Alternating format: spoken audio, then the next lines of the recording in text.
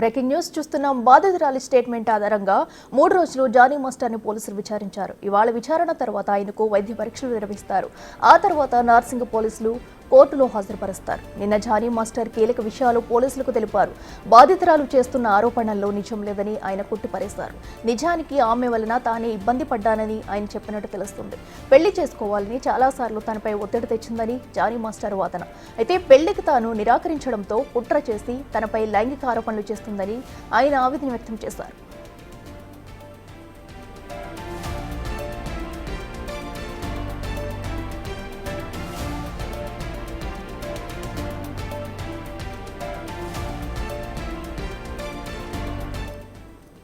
ఇదే అంశానికి సంబంధించి మరింత సమాచారం మా ప్రతినిధి సురేష్ లైవ్ లో అందిస్తారు. సురేష్, చెప్పండి, మరి ఈ రోజుతో కూడా జానీ మాస్టర్ కస్టడీ అయితే పూర్తవుతుంది. అయితే ఇప్పటి వరకు ఆయన నుంచి ఎలాంటి విషయాలు బయటకు వచ్చాయి, అండ్ అలాగే ఈ రోజు తర్వాత మళ్ళీ ఆయన కస్టడీ కోరే అవకాశం ఉందంటారు?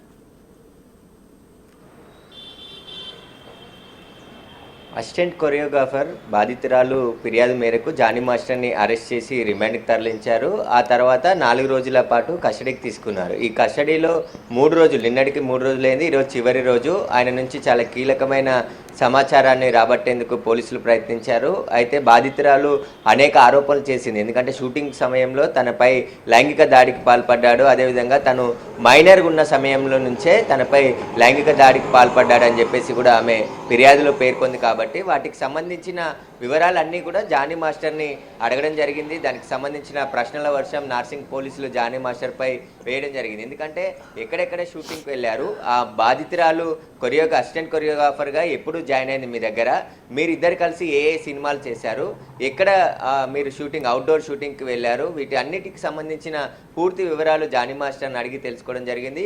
అయితే బాధితురాలు కొన్ని లొకేషన్స్, వాటికి సంబంధించిన ఆధారాలు కూడా పోలీసులకి సబ్మిట్ చేసింది. కాబట్టి ఆ సమయంలో జానీ మాస్టర్ ఎక్కడున్నాడు, ఆ రోజు అక్కడికే వెళ్ళాడా, ఎంతమంది వెళ్ళారు, ఎవరితో వెళ్ళారు, అవుట్డోరింగ్ షూటింగ్లో ఎక్కడెక్కడ అకామిడేషన్లో ఉన్నారు వీరిద్దరు కలిసి అనే దానిపై పూర్తి వివరాలు అడిగే ప్రయత్నం చేశారు. కానీ జానీ మాస్టర్ తన టాలెంట్ను గుర్తించి అసిస్టెంట్ కొరియోగ్రాఫర్గా నేను అవకాశం ఇచ్చాను, కానీ నాపై తప్పుడు ఆరోపణలు చేస్తుంది, నేను అసలు అమ్మాయిపై అత్యాచారం చేయలేదు అని చెప్పేసి పోలీసులకి స్టేట్మెంట్ ఇస్తున్నాడు. కానీ బాధితురాలు ఖచ్చితంగా చెప్తుంది తనపై లైంగిక దాడికి పాల్పడ్డాడు, ఒకవేళ బయటకి ఈ విషయం చెప్తే బెదిరింపులకు గురి చేసి అదేవిధంగా సినిమా అవకాశాలు రాకుండా చేస్తానని చెప్పేసి కూడా బెదిరించాడని చెప్పేసి కూడా బాధితురాలు చెప్పింది. ఈ రోజు కస్టడీ ముగిసిన తర్వాత ఉప్పర్పల్లి కోర్టులో జానీ మాస్టర్ని హాజరుపరిచి ఆ తర్వాత రిమాండ్కి తరలించనున్నారు. Right Suresh, thank you.